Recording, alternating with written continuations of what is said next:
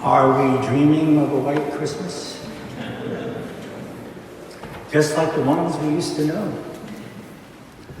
When the treetops glisten and children listen to hear sleigh bells in the snow. Are we dreaming of a white Christmas with every Christmas card we write? Hoping everyone's days will be merry and bright and all our Christmases be white.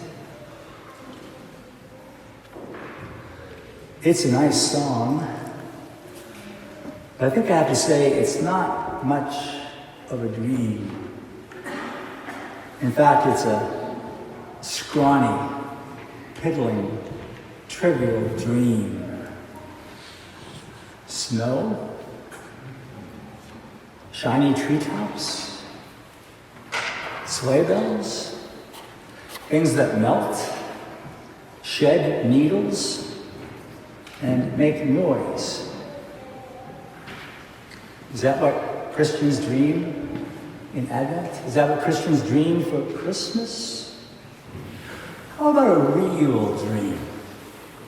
Like the dream we heard this morning in the words of the prophet Isaiah. A dream of a swashbuckling hero who comes to slay the wicked, who comes brandishing justice for the poor and the afflicted, who comes with a champion's belt around his waist, the belt of loyalty and fidelity. How about dreaming of the peacemaker of all time? What kind of peace? Dream this peace. Dream a peace that pervades all of nature, all of creation, such that a lamb will take a wolf out to dinner. A leopard and a kid goat will go down for a nap together. A calf and a lion will go for a walk, and a little child will lead them. Where cows will pasture with bears. And where a cobra's den becomes a baby's playpen with no fear of harm. Isaiah's peaceable kingdom. Perhaps it's our history, our pride, our stubbornness. Perhaps it's our apparent preference for war that keeps us from dreaming such a peace. But this is precisely the kind of peace the Lord desires to establish on the earth. Not just in heaven.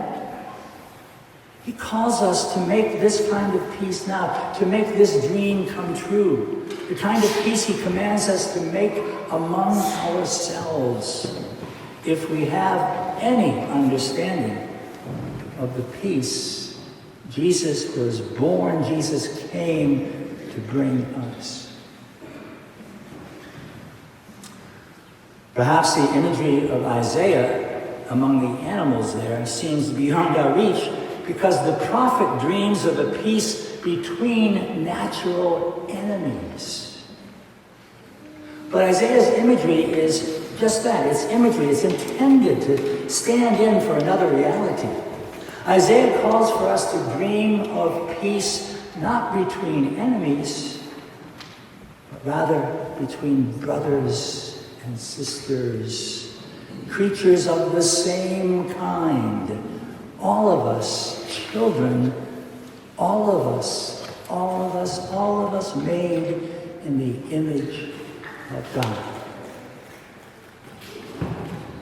Through Isaiah, God invites us to dream of a world where all nations, faiths, and peoples will live together in peace. And not simply to dream about that, but to give ourselves over to negotiating a justice that makes such a peace, such a world, a possibility, even a reality. God invites us to dream of a world where there's peace between all of those who are separated, alienated, marginalized, shut out, left behind, abused, forgotten, abandoned. Not only to dream of such a peace, but to do everything in our power to make that very peace, and to let no one and nothing stand in our way. God calls us to dream and to build a world where there's peace between the right and the left, between the east and the west, between blue, red, and purple states, between the rich and the poor, between natives and immigrants, between male and female, between Democrats and Republicans, even between Red Sox and Yankee fans. See how real it gets? How much peace God wants us to make?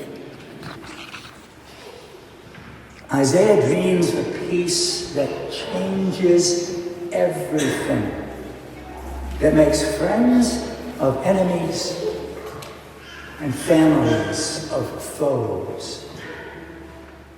A peace that ensures there will be no more harm on God's holy mountain. And make no mistake about it, the world that you and I live in is God's holy mountain. So does it sound like I'm talking about an impossible dream?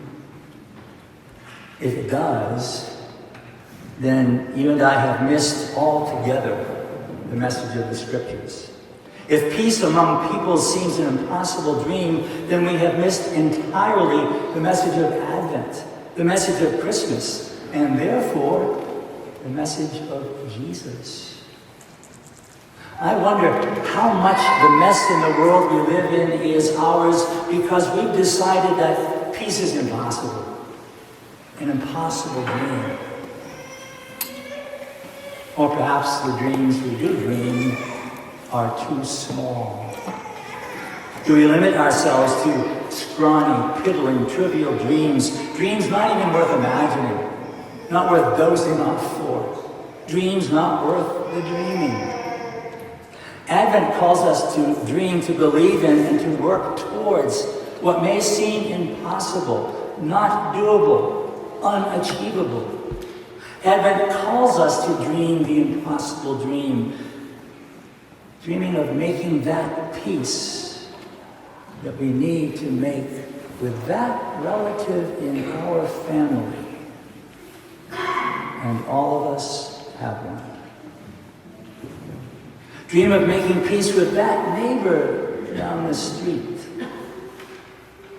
And we all know who that is. Dream of making peace with ourselves, which usually means making peace with God.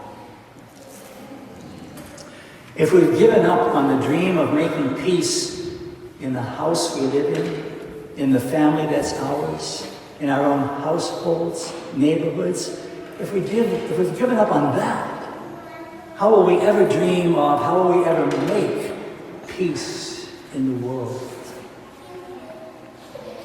Perhaps the saddest sin of believers is this: to give up on dreaming for peace, to tire of looking for the peace Christ promises us, to lay down on the job of working to make that peace of Christ a reality in our world.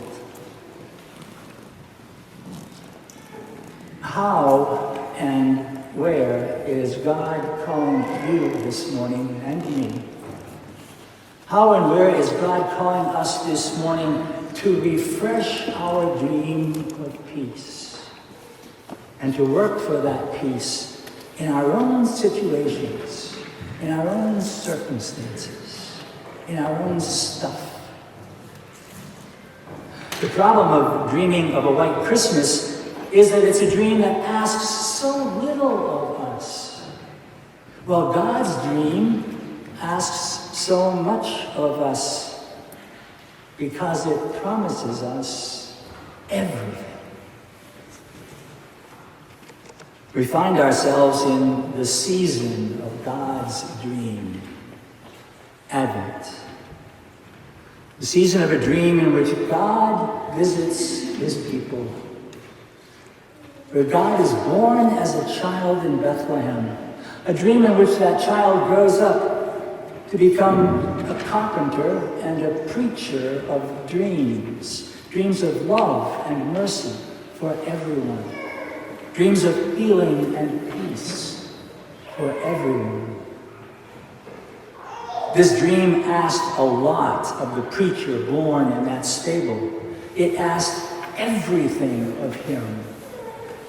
And so he gave everything he had for the peace he promised us. Even this morning, weeks before Christmas, the God-man, preacher, dreamer comes again and invites us to gather around his table to share a meal that's not a dream, a meal that is very real. The Eucharist is the dreamed of presence of God at our table, the bread of life and the cup of salvation. The Eucharist is the food of the peace we dream. The Eucharist is the banquet where the peoples of the whole world and of all time are invited to come and take a seat. To take a seat where we, unfaithful wolves, are invited to share in the supper of the Lamb.